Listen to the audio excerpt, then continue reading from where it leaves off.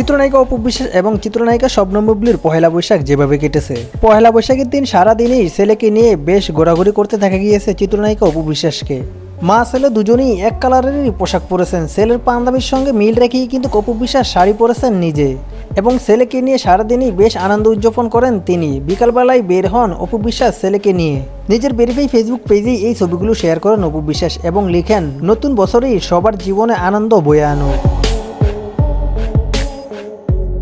অন্যদিকে চিত্রনায়িকা শবনম বুবলিকে দেখা গিয়েছে তার বাবা মা সবার সঙ্গেই পহেলা বৈশাখটি উদযাপন করেন তিনি। নিজের বাবা মা এবং ছেলেকে নিয়েই বিকেলবেলা বের হন পয়লা বৈশাখের আনন্দ উদযাপনে তিনি। সেখানে একইভাবে অপু বিশ্বাসের মতো বুবলিকেও দেখা গিয়েছে ছেলে এবং মা দুজনেই একই কালারের পোশাক পরেছে। তবে অপু বিশ্বাসের মতো শাড়ি পরেননি শবনম বুবলি, পরেছেন সেলোয়ার কামিজ, এবং আবরান খান জয়ের মতো বীরকেও দেখা গিয়েছে পাঞ্জাবি পরতে মায়ের সঙ্গে ম্যাচিং করেই।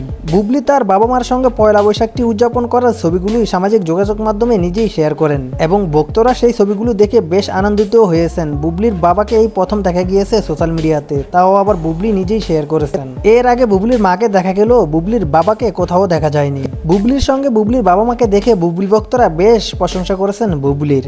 আবার অন্যদিকে আবরান খান জয় এবং অপু বিশ্বাসের ছবিগুলো দেখেও কিন্তু ভক্তদের বেশ মাতামাতি রয়েছে। অনেকেই বলছে অপু বিশ্বাস এবং আবরান খান জয়কে বেশ সুন্দর লেগেছে এখানে। মা ছেলেকে একই সাথে দেখা গিয়েছে। সিঙ্গাপুর থেকে কিন্তু পয়লা বৈশাখের দুদিন আগেই ফিরে আসেন অপু বিশ্বাস এবং আবরান খান জয়। তো যাই হোক, বৃহৎ চিত্রনায়িকা শবনম বুবলি এবং তার বাবা মাকে এখানে কিরকম লেগেছে, অন্যদিকে অপু বিশ্বাস এবং আবরান খান জয়কে কিরকম লেগেছে, কমেন্ট বক্সে কমেন্ট করে অবশ্যই জানিয়ে দিতে পারেন কাকে বেশি সুন্দর লেগেছে।